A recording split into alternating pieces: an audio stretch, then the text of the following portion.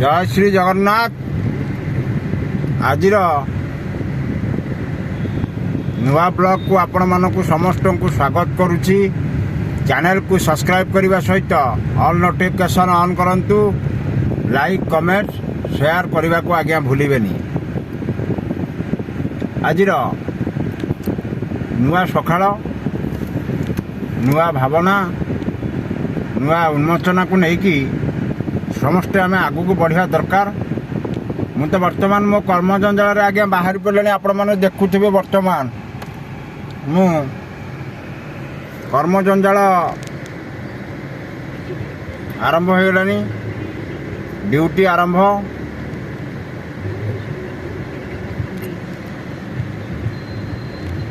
आउ कौन अच्छे आज्ञा केवल खटिवा खटी खटी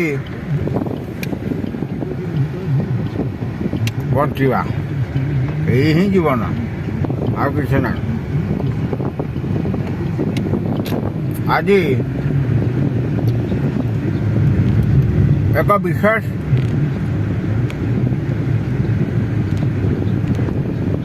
कथा कहवाई जाऊँ आपण मान सामने।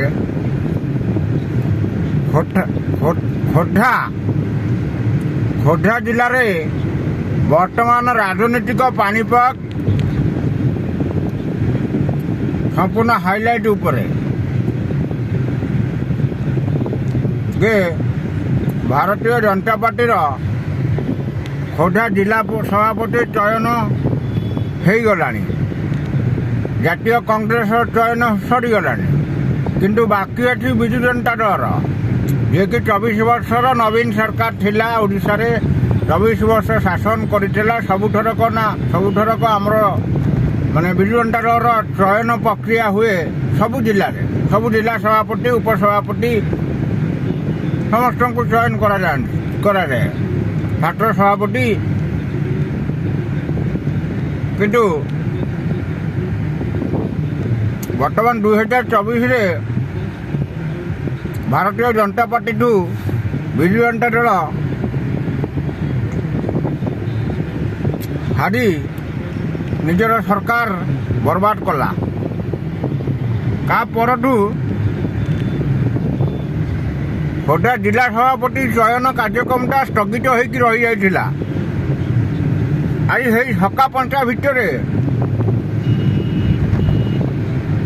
दर्जन रु अधिक नेता खोर्धार डेरा पकई हिंदी सभापति पद पाइबा। खोर्धा उपरे समस्त तीक्ष्ण नजर रही।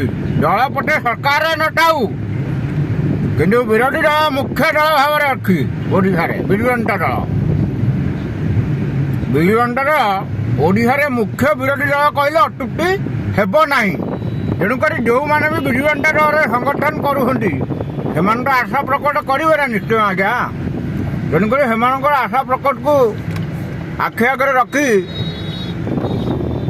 दर्जन रु अधिक नेता कुछ नेता आरंभ करके नेता जाके समस्त नजर अच्छी खोर्धा जिला सभापति उपर। किंतु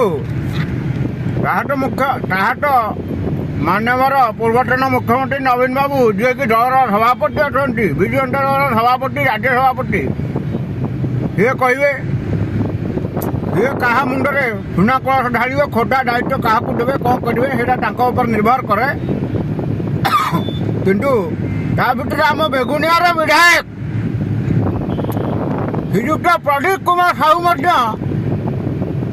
आशा प्रकट कर खोर्धा जिला सभापति पदटा हटाइवाई।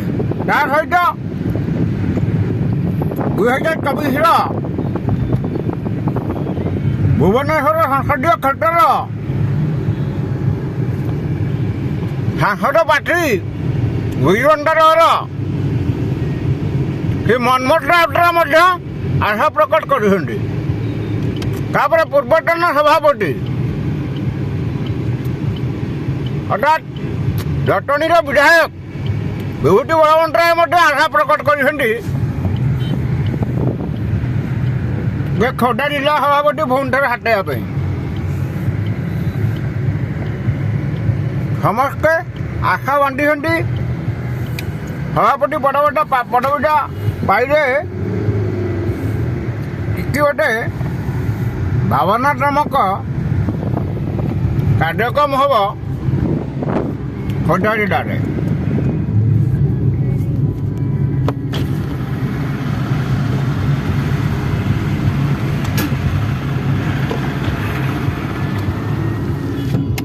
ସେପଟେ ବେଗୁନିଆରୁ ଆସି ଖୋର୍ଦ୍ଧାରେ 2024ରେ ବିଜୁ ଜନତା ଦଳରୁ ପୁଣି ଥରେ ଖୋର୍ଦ୍ଧାରେ ଲଢ଼ିଥିବା ଖୋର୍ଦ୍ଧାର ବିଧାୟକ ପୂର୍ବତନ ବିଧାୟକ ରାଜେନ୍ଦ୍ର ସାହୁ ମଧ୍ୟ ଆଶା ପ୍ରକଟ କରିଛନ୍ତି। ତା ସହିତ ବୁଟୁ ପାତ୍ର ମଧ୍ୟ ଆଶା ପ୍ରକଟ କରିଛନ୍ତି।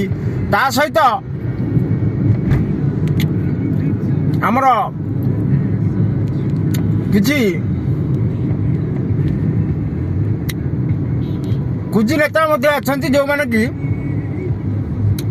ଆଶା ପ୍ରକଟ କରିଛନ୍ତି। ଆଉ ଚିଲିକାର ପୂର୍ବତନ ବିଧାୟକ ରଘୁ ସାହୁ ମଧ୍ୟ ଆଶା ପ୍ରକଟ କରିଥିଲେ ବୋଲି ଆମେ ଆଶା କରୁଥିଲୁ, କିନ୍ତୁ କାଲି ଏ ପରଦିନ ସେ ସମ୍ପୂର୍ଣ୍ଣ ତଥ୍ୟ ଦେଇଛନ୍ତି ମିଡ଼ିଆ ସାମ୍ନାରେ ଯେ ସିଏ ଆଶା କରୁନାହାନ୍ତି ରାଜ୍ୟ ସେ ଯେଉଁ ଜିଲ୍ଲା ସଭାପତି ହେବା ପାଇଁ। ତେଣୁକରି ସିଏ ସେଥିରୁ ନିବୃତ୍ତ ରହିଛନ୍ତି। ଆଉ କିଛିଟା ନେତା କିନ୍ତୁ ଟାର୍ଗେଟ ଉପରେ ଗୋଟେ ଜିନିଷ ରହୁଛି, ଗୋଟେ ରହୁଛି ଯେ ଆପଣମାନେ କ'ଣ ଚାହୁଁଛନ୍ତି। ଖୋର୍ଦ୍ଧା ଜିଲ୍ଲା ପ୍ରତି ପ୍ରଦୀପ ସାହୁ ଯିଏକି କଂଗ୍ରେସର ବିଧାୟକ ଲଢ଼ିଥିଲେ, ବହୁତ ଥର ବେଗୁନିଆରେ ହାରିଛନ୍ତି। ତାପରେ ଏବେ 2024ରେ ବିଜୁ ଜନତା ଦଳରୁ ଲଢ଼ି ହେଇପାରେ ବିଜୁ ଜନତା ଦଳ ଓଡ଼ିଶାର ସରକାର ଗଠନ ନ କଲା ନାହିଁ, କିନ୍ତୁ ସିଏ ବିଜେଡିରୁ ବିଧାୟକ ବର୍ତ୍ତମାନ ଅଛନ୍ତି। ତାଙ୍କ ଉପରେ ମଧ୍ୟ ଆଶା ପ୍ରକଟ କରିପାରେ ବିଜୁ ଜନତା ଦଳର ସଭାପତି ମାନ୍ୟବର ପୂର୍ବତନ ମୁଖ୍ୟମନ୍ତ୍ରୀ ନବୀନ ପଟ୍ଟନାୟକଙ୍କ ଉପରେ ନିର୍ଭର କରେ ସେ କାହାକୁ ଚୟନ କରିବେ କାହାକୁ ଚୟନ ନ କରିବେ। କିନ୍ତୁ ଆମର କହିବାର ଉଦ୍ଦେଶ୍ୟ ଯିଏ ବି ବିଜୁ ଜନତା ଦଳର ଖୋର୍ଦ୍ଧା ଜିଲ୍ଲା ସଭାପତି ହୁଅନ୍ତୁ, କିଛି ମତଲବ ନାହିଁ, କିନ୍ତୁ ଗୋଟେ ମତଲବ ରହିବା ଦରକାର। ଆଗାମୀ ପଞ୍ଚାୟତ ନିର୍ବାଚନକୁ ଆଖି ଆଗରେ ରଖିକି ଖୋର୍ଦ୍ଧା ଜିଲ୍ଲା ସଭାପତି ହୁଅନ୍ତୁ ଆପଣ, କିନ୍ତୁ ପ୍ରତିଟି ଲୋକ ସାମ୍ନାରେ ଯାଇକି ଆପଣ ପହଞ୍ଚନ୍ତୁ, ଜିଲ୍ଲା ସାରା ଲୋକଙ୍କ ସହିତ ମିଶନ୍ତୁ, ଜିଲ୍ଲା ସାରା କର୍ମୀଙ୍କ ସହିତ ମିଶନ୍ତୁ, ସଂଶ୍ଳିଷ୍ଟ ହୁଅନ୍ତୁ। କାହିଁକିନା ସଂଗଠନ ଟିକେ ବିଗିଡ଼ି ଯାଇଛି ଖୋର୍ଦ୍ଧା ଜିଲ୍ଲାରେ ଆମର। ଯଦି ବି ନ ବିଗିଡ଼ିଥାନ୍ତା ତାହେଲେ ଓଡ଼ିଶାରେ 147 ନିର୍ବାଚନ ମଣ୍ଡଳୀରୁ 122, 123, 125 ହେଇଥାନ୍ତା ବିଜୁ ଜନତା ଦଳର, କିନ୍ତୁ ଆଜି ତାହା ହେଇପାରିଲାନି। ବିଜୁ ଜନତା ଦଳ ହାରିଗଲା, 24 ବର୍ଷର ଶାସନକୁ ବର୍ବାଦ କରିଦେଲା। ଭାରତୀୟ ଜନତା ପାର୍ଟିର ସରକାର ହେଲେ, ମୁଖ୍ୟମନ୍ତ୍ରୀ ହେଲେ ମୋହନ ଚରଣ ମାଝୀ। ବୁଝିପାରିଲେ?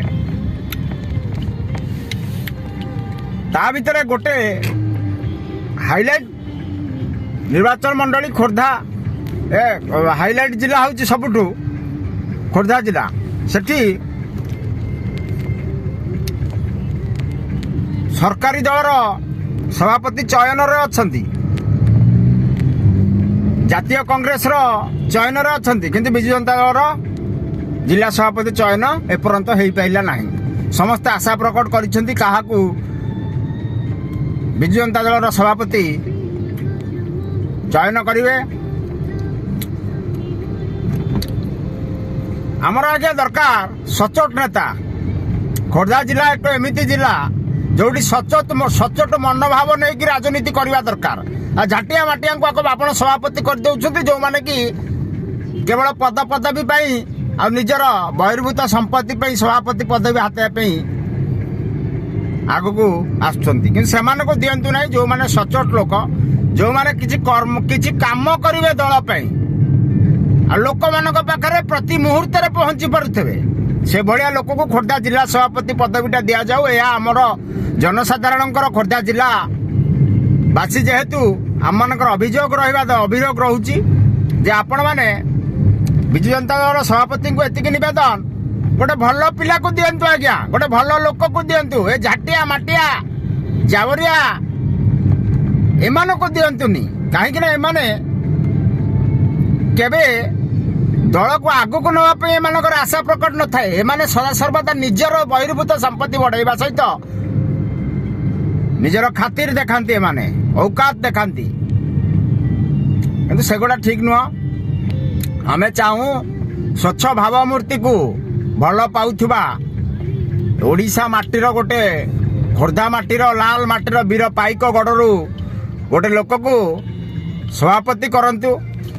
ଭଲ ହବ। ଗୋଟେ ସାଧାରଣ ପିଲାକୁ ଆପଣ ଯଦି କରନ୍ତେ ଆହୁରି ବଢିଆ ହୁଅନ୍ତା।